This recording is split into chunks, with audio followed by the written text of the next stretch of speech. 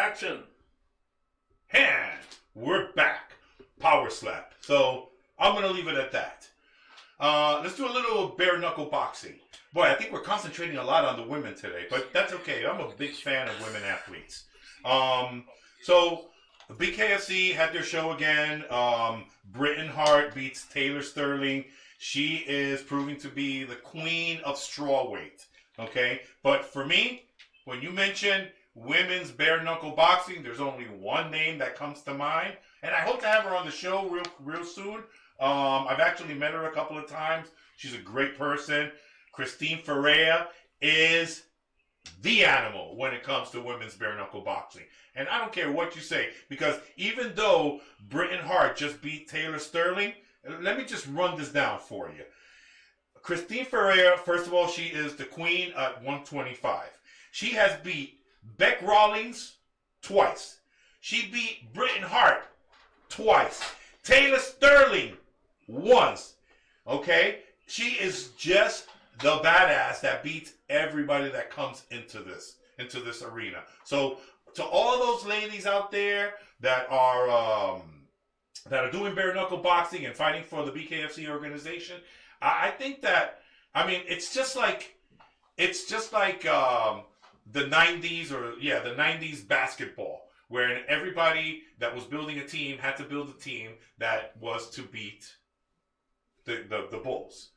Now, if you're a woman's strawweight bare knuckle fighter, you got to prepare yourself to beat Christine Ferreira. I mean, there's nothing else, because if you're not beating her, you're not becoming a champion. So it's good that she has solidified her position and becoming that person that now it's like, yo, if you want to be champion, you got to go through the best. So for me, it's Christine Ferreira all the way. And for those of you that don't know, Christine Ferreira actually had a stint in MMA. She fought for Invicta 3 times. She lost twice, won once, and then who did she beat? Badass Rachel Ostovich. Okay? So, I mean, the girl is just ferocious. I don't see anybody stepping up to her when it comes to the female bare knuckle boxing. I'm going off script now, but this bothers me. Just like MMA, okay? In MMA, you've got the UFC, you've got Bellator, you've got PFL. Oh, speaking of PFL, if you guys caught the latest BFL matchups, there's this girl, Dakota Ditcheva. She's a tall, lanky girl. I'm telling you, she is fucking awesome. Anyway, but this is where I have a problem. You've got the UFC, you've got Bellator, you've got PFL. In bare knuckle, you've got BKFC, you've got BYB, and I don't know what other promotion company there is out there.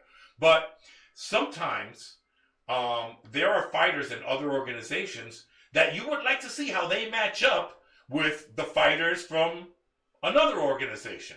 You know? Like, there are some fighters in Backyard Brawl, BYB, that I'd love to see how they match up with some BKFC guys. You know? And some of the girls as well. Same, just like they do with boxing. The WBA, WBC, like all these titles, they all interchange. Okay? And then you find out who is the best of the best. Yes, I know they're signed to different promotion companies. I know that. Okay? But what I'm trying to say is that put them all against each other. Like, I think it was PFL that bought out Bellator or vice versa, and then they had, the PFL champions against the Bellator champions. Like, that was pretty good. Because at least there you get to know, hey, I don't care what you say about Bellator, they've got the superior fighters because they beat, I think, 8 out of 9 PFL fighters. So, sometimes you want to see that mixed match. But for right now, Christine Ferreira, that's where it stands, and I think that she is the queen of bare knuckle boxing.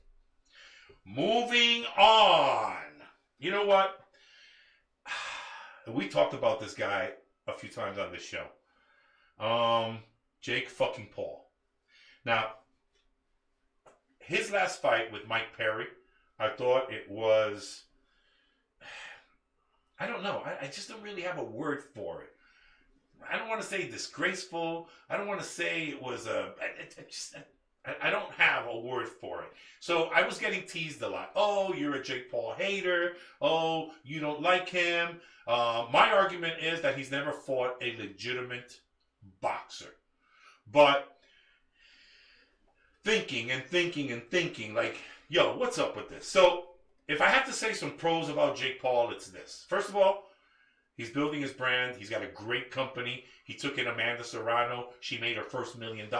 He's put her on the map. All that is excellent. But what Jake Paul is proving to me right now is what I have always said about combat sports and their individualities. In other words, stay in your lane. Okay? There is no way, I don't care how much of a badass you are in mixed martial arts. If you go into a boxing ring with a boxer, you're going to lose. A boxer is using 100% of his arsenal when he goes into the ring. An MMA fighter going into the ring only uses 20% of his arsenal. He's foregoing his kicking. He's foregoing his grappling, his ground game, ground and pound. He's foregoing everything. Therefore, it's impossible for a legitimate boxer, and by this I'm not calling Jake Paul a legitimate boxer, at least not yet. But there's no way that a legitimate boxer will ever lose to an MMA fighter. It doesn't matter how great you are, okay? Pereira, okay, if you go against Jake Paul, you're going to lose. Why? Because you're not used to the movement. You're not used to getting jabbed 20 times, 30 times in a round. Taking away your concentration, not letting you set up. You're going to lose, okay? And for all his faults, Jake Paul, he's standing in there and he is acting, performing like a boxer. The guy is sticking and moving. Jab, jab, jab, right hand, uppercut, crosses, hooks. He's throwing out the arsenal, and this is the reason that he's being successful against these mixed martial artists. Because he's really acting like a boxer.